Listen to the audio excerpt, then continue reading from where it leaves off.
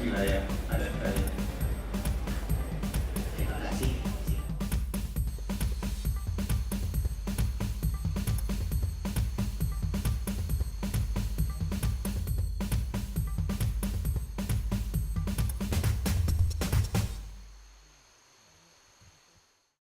National institutions, in my view, are a very necessary supplement to judicial mechanisms, and in a number of countries the courts don't protect human rights in many cases for a whole variety of reasons. But national institutions have a role because they are accessible and they don't charge fees.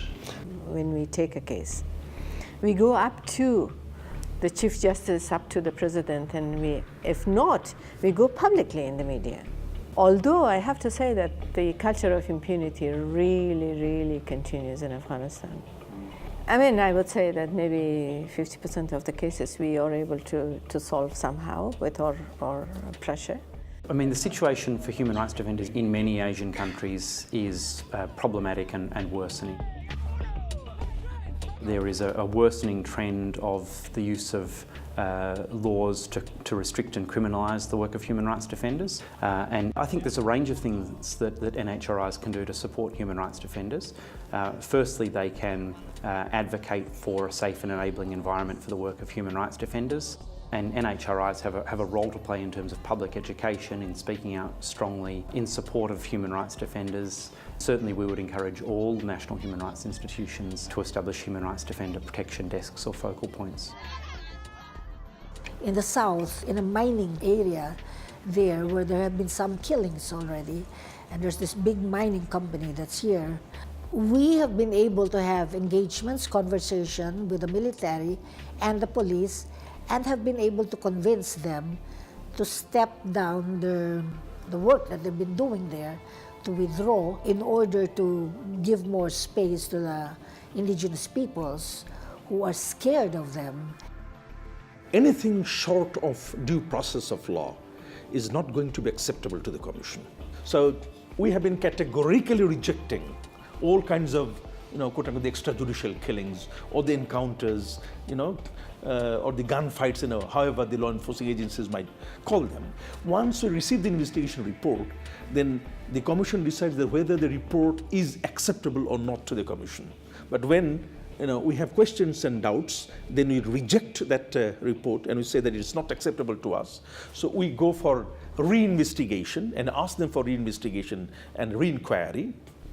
Or in some cases what we did, we try to bypass the law by telling that we are going for a fact-finding mission.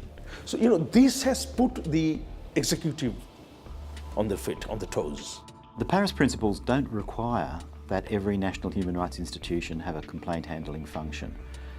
It is, however, highly desirable. I must say, from my perspective, it's virtually necessary, it's virtually essential. Complaint handling is a necessary task because it provides a process for a remedy for those whose human rights are violated. Look, I really do understand. Until now, about in 3 years, we have about 7,000 complaints we have received a month, and most of the complaints are in relation with land confiscation and also malpractice of the local authorities. За Монгол Улсын хүний эрхийн үндэсний комисс одоо сүүлийн жилүүдэд ялангуяа одоо сүүлийн 4 жилд гэхэд хүлээж авч байгаа өргөдгийн тав 4 дахин нэмэгдсэн байна. За энэ юу харуулж байгаа нөхцөл зэрэг иргэд эрхээ мэдж яах гэж нэг талаас нь ойлгож болно. Эрхэн зөрчигдсөн тохиолдолд ханддаг байгууллага мэдж яах гэж ойлгож болно. We get a fairly good number of complaints against the police, torture, improper investigation, illegal detention by the police, and we order compensation to the victim. And if there is serious dereliction of duty by the public servant, we direct that he should be either departmentally prosecuted or the criminal prosecution should be initiated against him. To be effective, complaint handling must be accessible, and in particular, accessible to those who face the greatest difficulty, the most obstacles in making contact with public institutions and seeking their assistance. Та гэлээ үнэхээр Монгол улсын нутаг дэвсгэр хөргөн удам. Тийм ч учраас энэ оны 1 сарын 1-ээс эхлээд бүх аймагуудад хүний эрхийн үндэсний комиссийн ахлах мэргэжилтнийг оронтой бий болгож ажилд оруулсан. За энэ маань одоо их үр дүнтэй байгаа. Because we're a national body and we can't just sort of sit in our enclave here in Pitt Street in Sydney and assume the world's going to come to us. That doesn't happen. So we've made every effort to ensure that we reach those with disabilities, that we can work with those who assist them, that we are culturally intelligent about what we do, and that we can travel as much as possible to conciliate disputes.